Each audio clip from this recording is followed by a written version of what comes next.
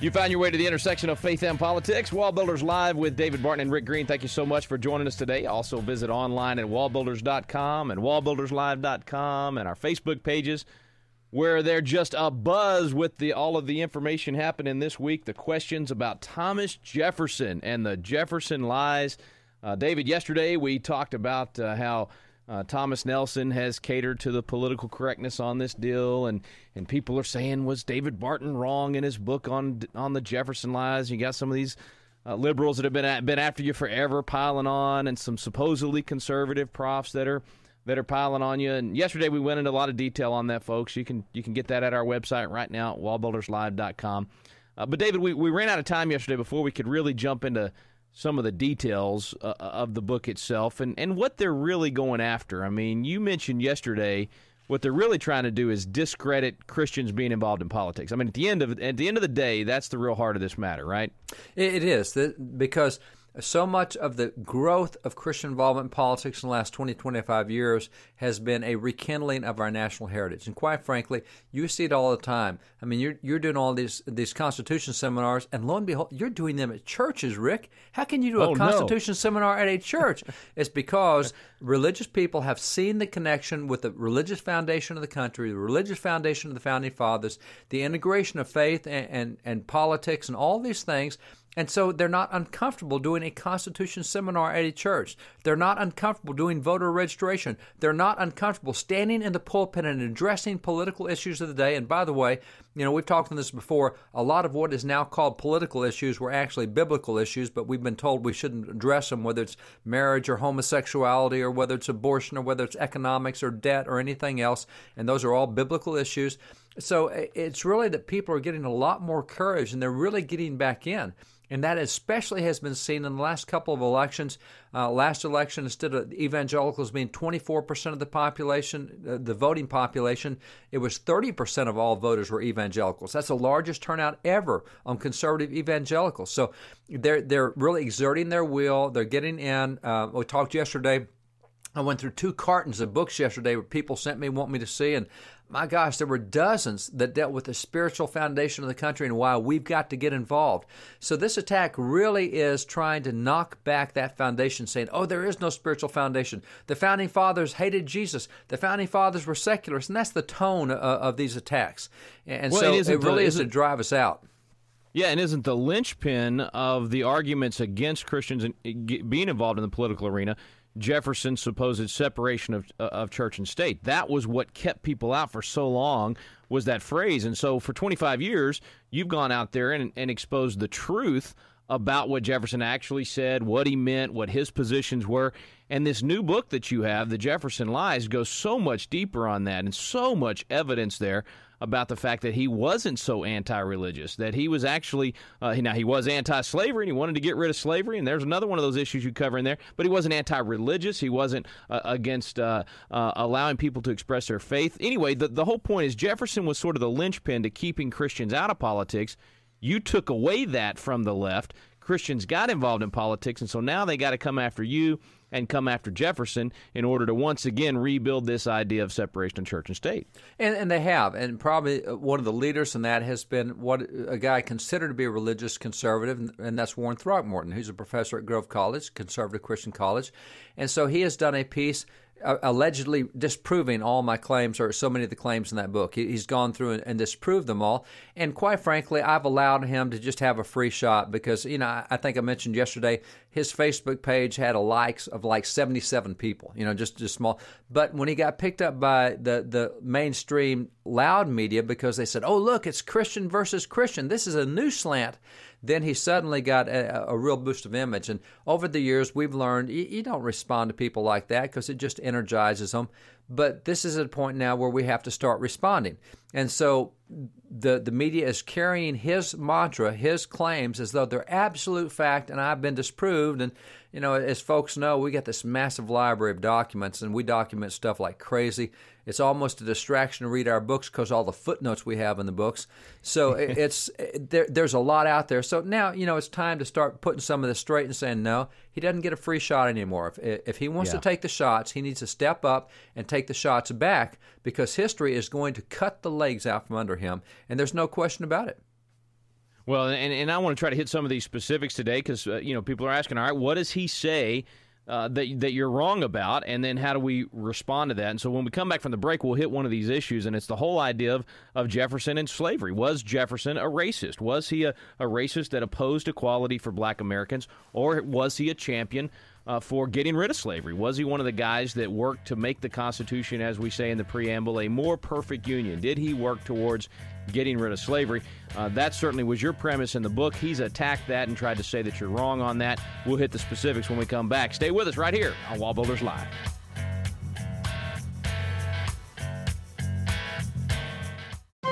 This is David Barton with another moment from America's history. As Christians become more active in politics, they must remember to elevate principles above party loyalty. Perhaps the best illustration of this comes from the life of Founding Father Benjamin Rush, a signer of the Declaration of Independence who served in the presidential administrations of John Adams, Thomas Jefferson, and James Madison, each of whom was from a different political party. When Benjamin Rush was asked of his personal party affiliation, he responded, "I've been alternately called an aristocrat and a Democrat. I am neither. I am a Christocrat. I believe all power will fail of producing order and happiness in the hands of man. He alone who created and redeemed man is qualified to govern him." Like Benjamin Rush, we too must remain Christocrats regardless of our personal party affiliation. For more information on God's hand in American history, contact Wall Builders at 1-800-8-REBUILD.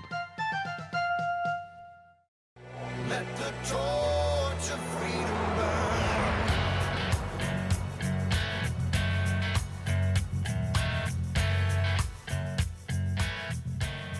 Welcome back. Thanks for staying with us right here on Wall Builders Live with David Barton and Rick Green. We appreciate you staying with us. And by the way, encourage you to visit the website wallbuilders.com.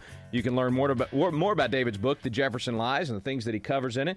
And in fact, we'll do some links today to, I guess it's been 3 or 4 months, David, since we did a whole week on the book. We took several of the chapters and went over those details. So one of those we got to repeat a little bit here today because I was thinking, David, when I started seeing these articles and all this stuff about, Barton was wrong on Jefferson and his position on slavery and how do you reconcile the fact that he was anti-slavery and he owned slaves and I thought, well, maybe they brought out something that we hadn't discovered in all the research. But let's start with the premise itself. I mean, the argument that you make in the book, if I understand it right, is you're just simply saying Jefferson, yes, was a slave owner, but that does not negate the fact that he was anti-slavery and working to end slavery. He was born in a time where he inherited slaves and the laws prevented him from freeing those slaves. And all throughout his life, there was action after action after action where he worked to end slavery. That was your whole argument, was this guy's actually an anti-slavery guy. And let me say this up front. Throckmorton's got claims here that were wrong. So in this claim, we went back to see, are we wrong? And let me say up front that we've done that from the beginning. From the very first book we published, every time a new edition comes out, it has changes in it because we always find new things. Somebody sent us an email recently. There's a quote I love using from Daniel Webster. And it said, Daniel Webster says, "History is God's providence in human affairs." What a cool quote. It comes right out of Daniel Webster's writings, right out of one of his speeches. And somebody pointed out, said, yeah, it's in there, but I think it was the Supreme Court Justice Wayne, who was introducing Daniel Webster, who made that quote. Went back and checked. No, that was right. It was in the Daniel Webster speech, but it wasn't made by Daniel Webster. It was a guy introducing Daniel Webster who used that phrase. So we've changed that. And so whenever things get pointed out that are not accurate, man, we go back and change them. In this case... Well, wait, before you go on to the next case, let's take that example right there.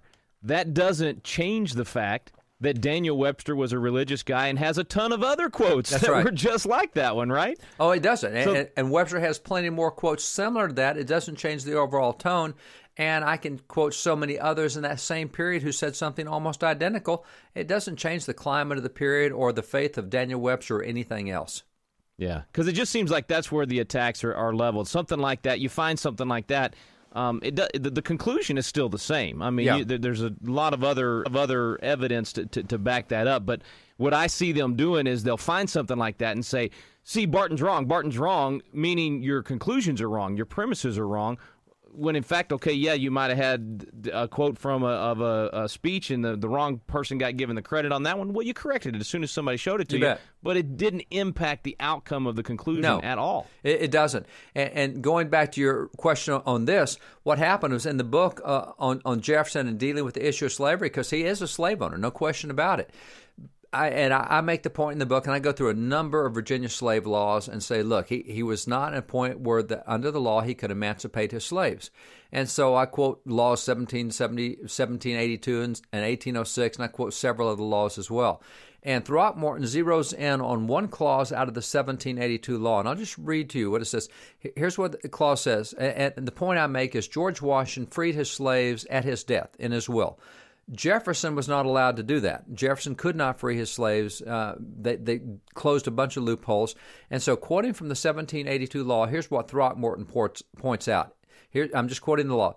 That it shall hereafter be lawful for any person by his last will and testament or by any other instrument in writing under his or her hand and seal, attested and proved in the county court by 2 witnesses or acknowledged by the party in the court of the county in which he or she resides, to emancipate and set free his or her slaves or any of them.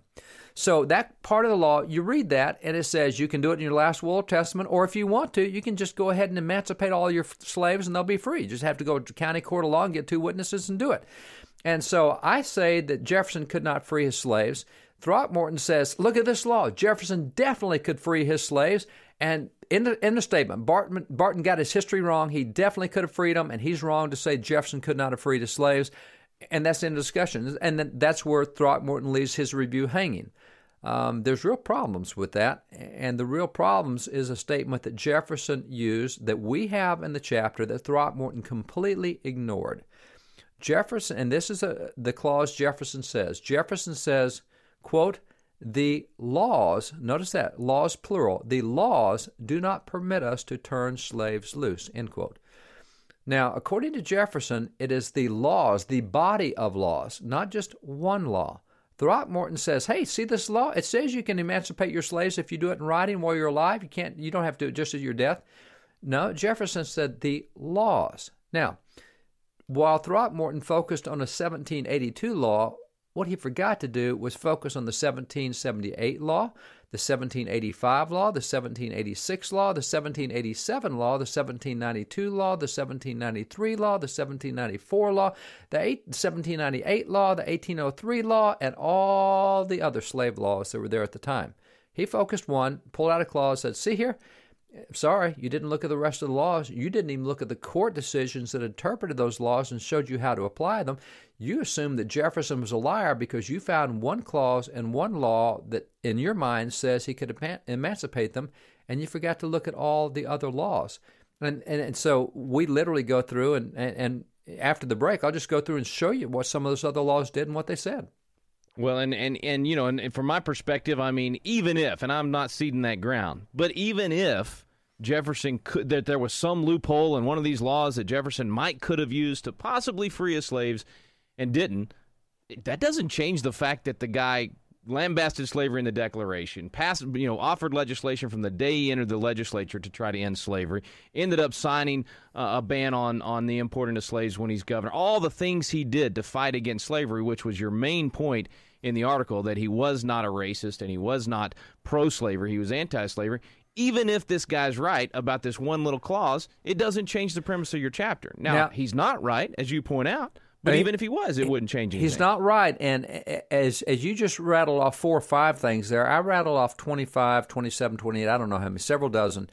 And I've got to tell you what his conclusion is at the end of his analysis on this. You won't believe what he says about this, despite all those 25, 27, 28 things, whatever it is. Well, hold that thought. We're going to take a quick break. Back in a moment with more right here on Wall Builders Live. Stay with us.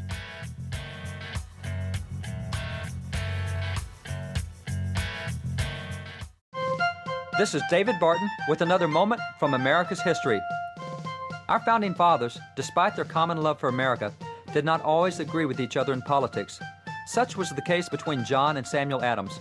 John was the leader of the Federalist Party, and Samuel was the leader of the Anti-Federalist Party.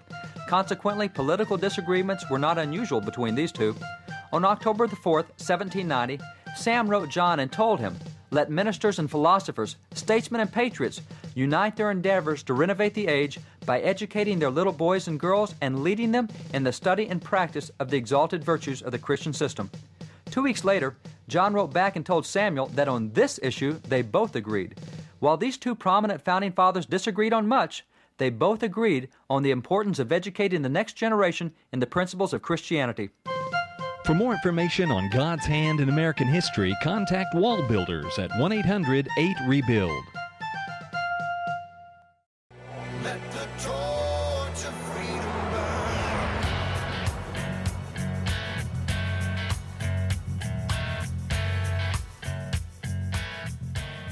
Welcome back. Thanks for staying with us right here on Wall Builders Live with David Barton and Rick Green. We're talking about Thomas Jefferson, David's book, The Jefferson Lies, and the critics out there saying that David's just totally wrong on this issue of slavery and Jefferson being anti-slavery, despite all that evidence, David, that you just rattled off in the last segment. And actually, I guess I only gave 3 or 4 of them, and you said there's like, what'd you say, 24, 25 examples? There's some, I forget how many examples. It's like 24, 25 that we put in there. I forget exactly. But it was a bunch. Things that he did that were anti-slavery, specific actions, pieces of legislation, speeches, writings, letters, all kinds of things. Well, let's just hit some. One of the very first things he did as a junior legislator, I mean, just having got in, was introduce a law to abolish slavery in Virginia.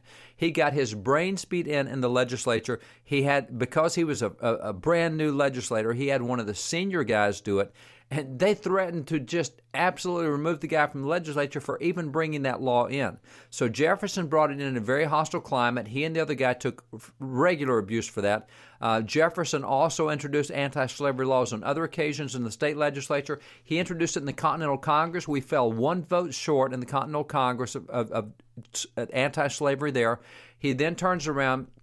He introduces a law to end the slave trade in Virginia. As President of the United States, he signs the law to end the slave trade in the United States under the Constitution. He also is the guy who worked to get anti-slavery forces settled in the territories, so that as the territories of Ohio and the territory, as Ohio became a state and the territories of Indiana and Illinois became territories, that they would be anti-slavery. He didn't want any more slavery in the United States. He's the guy that in 1784 introduced the anti-slavery clause in the land ordinance to keep slaves out of any new part of the United States. I mean, he just act after act after act. He goes and recruits guys to get in the legislature and run on the issue of slavery. I mean, there's just so many things that he does. Now, but wait, David, there was some obscure law, one of many laws against and for and about slavery, that had a clause that he could have possibly, through some loophole, freed his slaves. Well, so everything you just said is totally irrelevant, and your book needs to be taken off the market. No, let me say that under that law, yeah, some people could free their slaves under that law, and some people did free their slaves under the law. Throckmorton points out one example. I can point out a bunch more that did free their slaves under that law. But that law was not what affected Jefferson. You see, Jefferson, let's start back with Jefferson. Jefferson inherits 187 slaves when he's 14 years old. Well, if this guy had really been anti-slavery, he would have freed them at that time. No. Actually, there's a Virginia state law that says no young person is allowed to free any slaves that he receives by way of inheritance or by way of gift. So already the 14-year-old Jefferson doesn't even have a choice in what he can do with 187 slaves he's inherited. Well, see, that's part of the problem. Under the law, you could emancipate your slaves, but there's another law that says if you do, you have to provide a security bond for them. You have to make sure that education, livelihood, all is provided so there won't be any kind of drain on the state. And, as Throckmorton points out, Jefferson had 260 slaves, and, Jefferson didn't have the economics to be able to do that. As a matter of fact, we know that he sold his cherished library to the U.S. Congress, which became the Library of Congress, just to raise money to operate. So how's he going to free 260 slaves under the state law and comply with the state law that provides security bonds and livelihood for that? And then as you go on through so many other laws that are out there, you find out, that little law about being able to release slaves, it works if you just have a few slaves. It doesn't work if you've inherited 187, if you've got a large quantity of slaves. So, I can point to some of Jefferson's friends who were anti-slavery, who were able to free their slaves because they didn't have a large number. So that's one thing he overlooked. But see, the way he goes at the law is the same that a novice would do in going after McCain-Feingold and saying, McCain-Feingold represents everything you need to know about campaign finance reform law.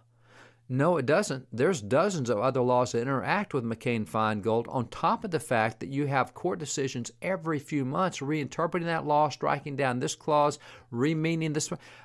To look at something like a complicated issue, whether it's slavery or whether it's McCain-Feingold or whether it's health care or whether it's tax codes, you cannot pull just one law and say this is all that is to be said on that. And so he points to that law and says Barton is absolutely wrong. Well, that's naive. He should have looked at all the laws, because you have to accept that Jefferson actually knew what he was talking about when he said the laws do not allow us to turn slaves loose. Now, on top of that, let me go next to an exchange that happened in 1814 that's a really cool exchange. Thomas Jefferson is now retired as president. He's gone through his presidency leading this anti-slavery stuff as much as he could do as president. He's already been doing it in the state. And so he gets a letter from a guy named Edward Coles. At that time, Jefferson's friend James Madison was president. Edward Coles was private secretary. And so he says, Mr. Jefferson, I'm writing you. I'm a Virginia slave owner. I hate slavery. I want to release my slaves. I'm writing you to see if, with your great stature, if you wouldn't do something in the legislature to convince these guys that we need to free slaves. Jefferson does one thing writing back with that. He said, would love to. He said, I've been doing this for years, and they beat me down every time I introduce something against slavery. Despite the fact that I'm now a retired president, they have derided me. And so he goes through and explains how that in his generation, as he tried to do it, they wouldn't allow him to do it. And now he's got a new generation that's come up. He really hoped that they would do better, but they're not doing it either. They're keeping slavery intact. And so he says even with his position, he's not able to have the influence over the legislature. Now, on top of that, this guy who wrote him said, I've decided I'm going to have to leave the state of Virginia so I can free my slaves. And he does. He goes over to Illinois. He gets there in time to help write an anti-slavery constitution in Illinois. He later became an anti-slavery governor of Illinois, but he had to take all of his slaves out of Virginia so he could free them, and then he gave them all 160 acres of land over in Illinois. But here's the question. If Throckmorton is right that he could simply emancipate his slaves, then why didn't he do it? Why did he have to leave the state? Why did he have to get out from under the jurisdiction of all the state laws in order to free his slaves? And then you take one more example, James Armistead, who's the black hero of Yorktown, the double spy that served under George Washington Lafayette. His owner was a guy named William Armistead. William wanted to emancipate, he wanted to set free James, the hero, and law wouldn't let him do it. He had to actually go to the legislature and get a legislative act because the law said you can only free a slave for meritorious service. And Lafayette actually had to directly intervene with the Virginia legislature to convince them to free James Armistead, even though his owner wanted to free him.